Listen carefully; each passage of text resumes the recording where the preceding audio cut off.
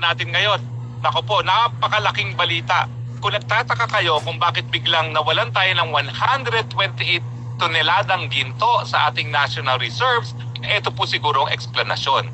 Bumuo po ng isang special investigation team ang Hong Kong Anti-Money Laundering Office para imbestigahan ang di umano ay money laundering activities ng mga Marcos. Opo, ang pamilya ng Junior na ayaw hair follicle test dahil maraming nagdududa na siya ay bangag. Ang sangayon po sa Hong Kong Anti-Money Laundering, ito po ay may kinalaman doon sa mahigit $100 billion na money laundering activities involving no less than 350 tons of gold deposits. Mantakin nyo yan. At itong mga aktibidades na ito ay nangyari between yung mga panahon na talunan ang Marcos Jr. pero I'm sure pinakikinabangan hanggang ngayon dahil nga hindi natin naintindihan kung ano nangyari dun sa 128 billion na biglang nawala sa Central Bank Reserves.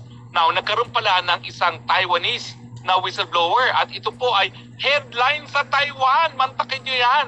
Bida na naman ang Marcos family dahil headline po sa Taiwan nung nasimulan ang money laundering investigation laban kay Marcos Jr.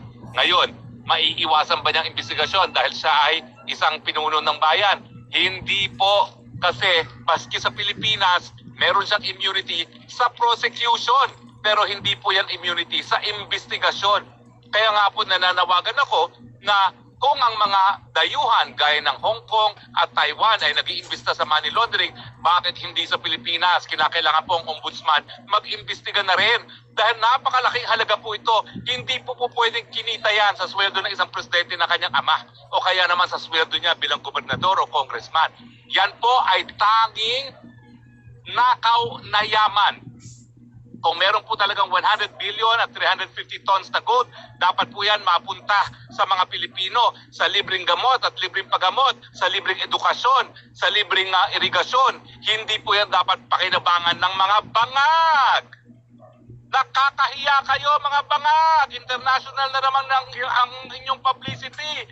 Money laundering, corruption, $100 billion. Mga magnanakaw, mga switik, mga kleptocrats. Ewan ko nga ba bakit hindi pa kayo pinaparusahan ng Panginoon.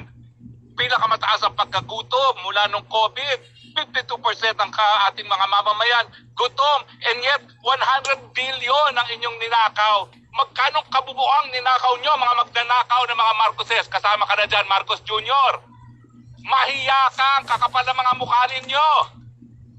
Pero kayo po ay talagang nakakahiya. Yan po ay headline sa Taiwan. At headline ngayon sa Hong Kong. O Facebook, fact checkers, Vera Files, o sasabihin nyo, fake news ba ito? Headline ito ng Taiwan newspaper. At talaga namang inanunsyo na ng Hong Kong government ang pagbubuo ng investigasyon ng anti-money laundering